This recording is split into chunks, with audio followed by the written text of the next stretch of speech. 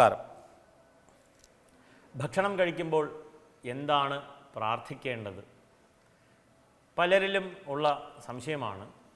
എന്തെങ്കിലും ശ്ലോകമുണ്ടോ? നാമജപം എന്താണ് ചെയ്യേണ്ടത്? പ്രാർത്ഥിച്ചിട്ടാണല്ലോ കഴിക്കേണ്ടത്. തീർച്ചയായിട്ടും. കാരണം നമ്മുടെ മുമ്പിൽ നമുക്ക് വിശക്കുമ്പോൾ ഭക്ഷണമുണ്ടെങ്കിൽ വിചാരിച്ചു കൊള്ളുക, ഭാഗ്യവാന്മാരാണ് നിങ്ങൾ.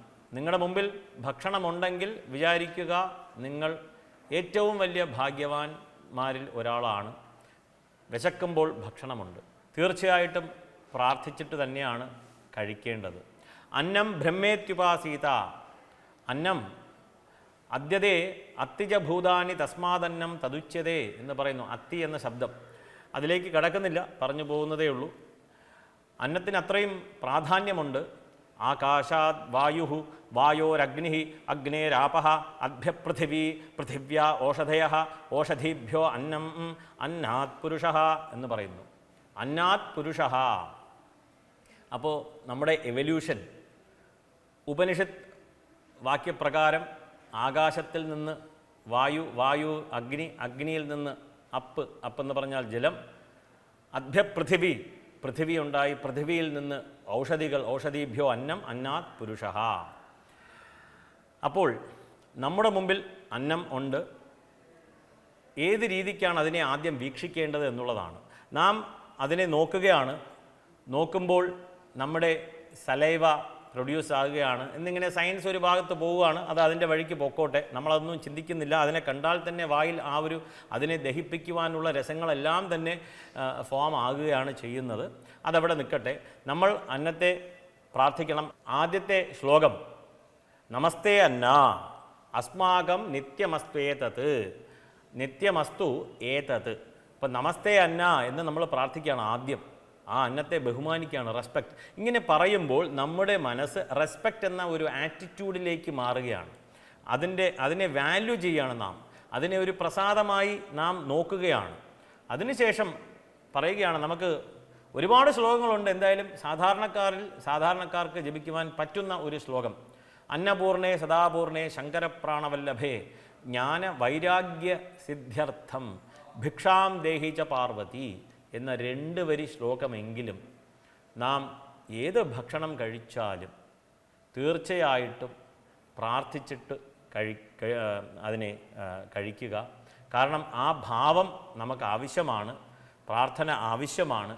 അന്നം, പ്രത്യേകിച്ച് അന്നം ബ്രഹ്മേത്യുപാസീത എന്ന് തന്നെയാണ് പറയുന്നത്. ബ്രഹ്മത്തിന് സമാനമാണ്. കാരണം ആ അന്നം തന്നെയാണ് ഊർജം. ശരീരം അന്നമയം, അന്നമയ കോശം ഏവർക്കും അറിയാം. അതിലേക്കൊന്നും കിടക്കുന്നില്ല, അത് വേദാന്തത്തിലേക്ക് നീങ്ങി പോവുകയാണ്. അപ്പോൾ സാധാരണക്കാർ നാം ശീലിക്കേണ്ടതായിട്ടുള്ള ഒരു വിഷയം, അന്നം എന്ന് പറയുമ്പോൾ സംശയമുണ്ടാവും ഏവരിലും.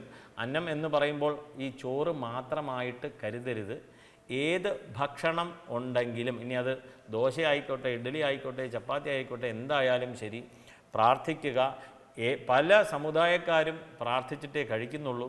നാം ഇങ്ങനെ സനാതനധർമ്മം ഫോളോ ചെയ്ത് ഒന്നുമില്ലാണ്ട് ആ ഒരു അവസ്ഥയിലേക്ക് നീങ്ങിക്കൊണ്ടിരിക്കുകയാണ്. ഏവരും കുട്ടികളെ ശീലിപ്പിക്കുക. ഈ 2 വരി ശ്ലോകം ഒന്നുകൂടി പറയാം. അന്നപൂർണേ സദാപൂർണേ ശങ്കരപ്രാണവല്ലഭേ ജ്ഞാന വൈരാഗ്യ സിദ്ധ്യർത്ഥം ഭിക്ഷാം ദേഹി ച പാർവതി. അടുത്ത 2 വരി കൂടിയുണ്ട്. സൗകര്യപ്രദമാണെങ്കിൽ അതും കൂടി ജപിക്കാം. കാരണം ഇത് ഇങ്ങനെ പറഞ്ഞ് ട്രഡീഷണലി നമുക്ക് നിലനിർത്തി കൊണ്ടുപോകണം. മാതാമേ പാർവതി ദേവി പിതാദേവോ മഹേശ്വര ബാന്ധവാ ശിവ ഭക്താശ്ച സ്വദേശോ ഭുവനത്രയം. ഇപ്പം മാതാജ പാർവതി ദേവി എന്ന് പറയുന്നുണ്ട്. ഇപ്പം പാഠഭേദം വരുമ്പോൾ പല സ്ഥലത്തും മാറ്റം കാണുന്നുണ്ട്. എന്നിരുന്നാലും ഉദ്ദേശശുദ്ധിയെ കരുതി നാം ഈ ശ്ലോകം ജപിക്കാം.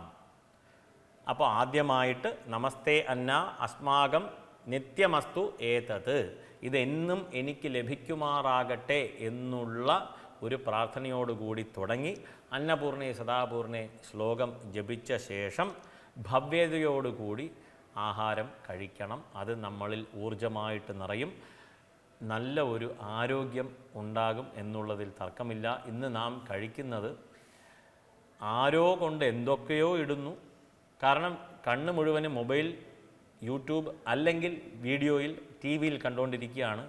നമ്മുടെ മനസ്സ് വേറെ എവിടെയോ, അന്റാർട്ടിക്കയിലോ ഉഗാണ്ടയിലോ ആണ് നമ്മുടെ മനസ്സ്. കഴിക്കുന്നത് ഇവിടെ എന്തോ ഒരു പ്രക്രിയ, കൈയും വായും തമ്മിൽ വഴക്ക് കൂടിക്കൊണ്ടിരിക്കുകയാണ്, ഇന്നിങ്ങനെ നടന്നുകൊണ്ടിരിക്കുകയാണ്. ഇത് എവിടെ ചെന്ന് നിൽക്കും നമുക്കൊരു പിടിയുമില്ല. ടെക്നോളജി എങ്ങനെ പൊയ്ക്കൊണ്ടിരിക്കുകയാണ്. ഡോപ്പാമിൻ നമ്മുടെ ഷോർട്സിലേക്കും ഇൻസ്റ്റയിലേക്കും ഇങ്ങനെ നമ്മൾ ചെയ്തുകൊണ്ടിരിക്കുകയാണ്. അതവിടെ നിൽക്കട്ടെ. എന്തായാലും ഈ ഒരു ശീലം കുട്ടികളിൽ നാം വളർത്തിയെടുക്കുവാൻ സാധിച്ചാൽ വളരെ നല്ലതാകും. അവർക്ക് നല്ലൊരു ആരോഗ്യം ലഭിക്കും. ഭക്ഷണത്തെ ബഹുമാനിക്കുവാനായിട്ട് പഠിക്കും. അന്നം ബ്രഹ്മമായിട്ട് തന്നെ കരുതും. അത് കളയില്ല, വേസ്റ്റ് ചെയ്യില്ല എന്നിങ്ങനെ കുറേ കാര്യങ്ങൾ ഇതിനോട് അനുബന്ധിച്ച് നാം കുട്ടികളിൽ ക്രിയേറ്റ് ചെയ്ത് എടുത്ത് മുന്നോട്ട് പോകുവാനായി സാധിക്കും എന്നുള്ളതിൽ തർക്കമില്ലാത്ത കാര്യമാണ്. നമസ്കാരം.